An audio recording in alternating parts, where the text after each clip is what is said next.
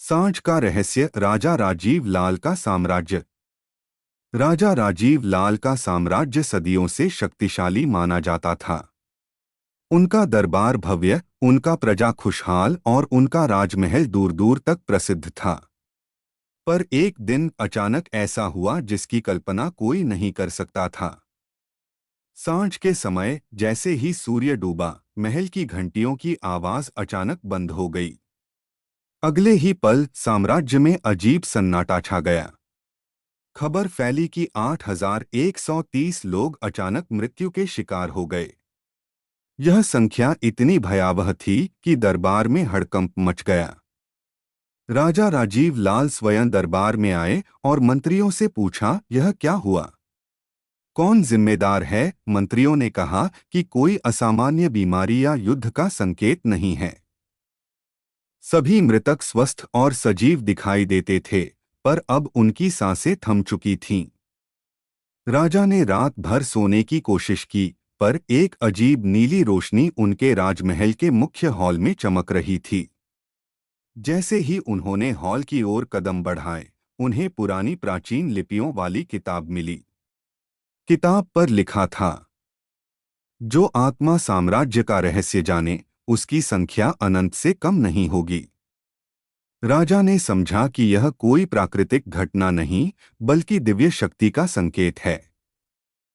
तभी महल के गहरे तहखाने से एक आवाज आई, राजा, तुमने हमारी चेतावनी नहीं मानी।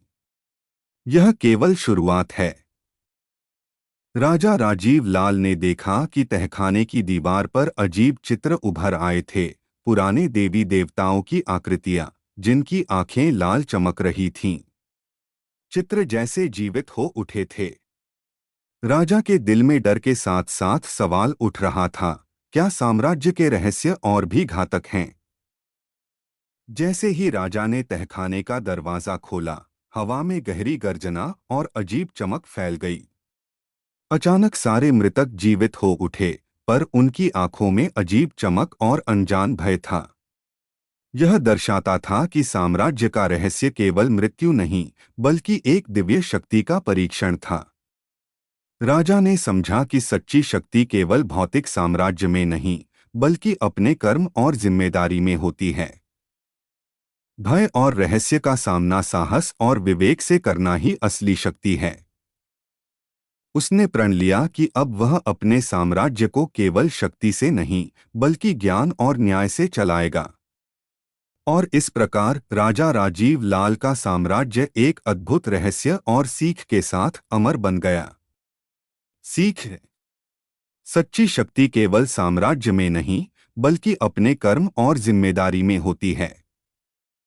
भय और रहस्य का सामना साहस और विवेक से करना चाहिए।